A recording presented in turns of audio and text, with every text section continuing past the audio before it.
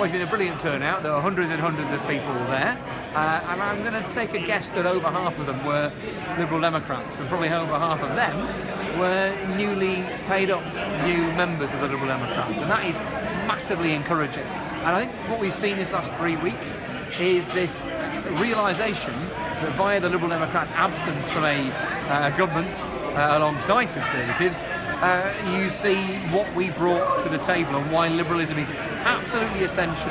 And it's stuff like the potential abolition of the Human Rights Act, stuff to do with internet snooping, the extremism orders, which are a complete attack on civil liberties and indeed community diversity in this country. And then also things like the attack on affordable housing, the right to buy, the housing association sell-off. All those things give a real sense of why liberalism absolutely matters. It doesn't need to just survive, it needs to thrive. And so this is an opportunity to get together literally on the streets to protest, join with other groups, different political organisations and groups like Amnesty as well, and the 50-50 campaign, all working together to try and defend our human rights. There is nothing esoteric about the Human Rights Act. It's about protecting your rights, my rights, in every community up and down the country.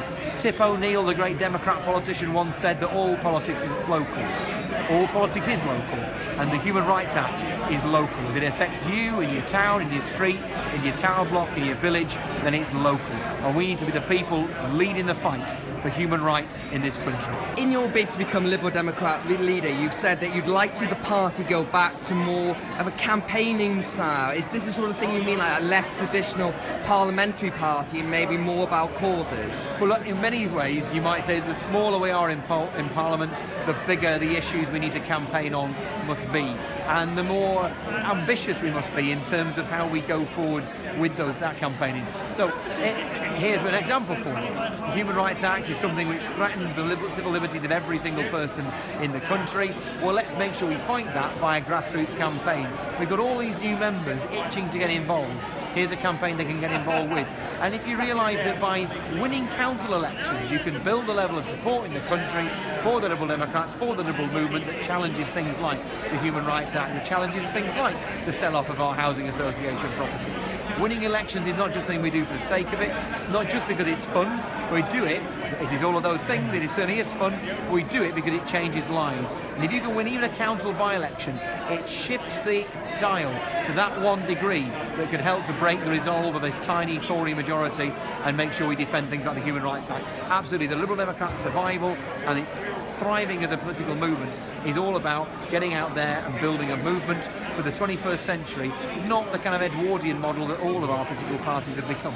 Do you think it's fair to say that you're giving up on parliamentary ambitions then? No, we have absolutely huge parliamentary ambition. What we're not going to do, though, is play a silly, sterile game in Westminster, which will trap us and mute us. What we've got to do is get out there, campaign, work alongside, of course, our members of the House of Lords. We've got a full set of spokespeople, a gender-balanced, ethnically balanced team of spokespeople across Parliament.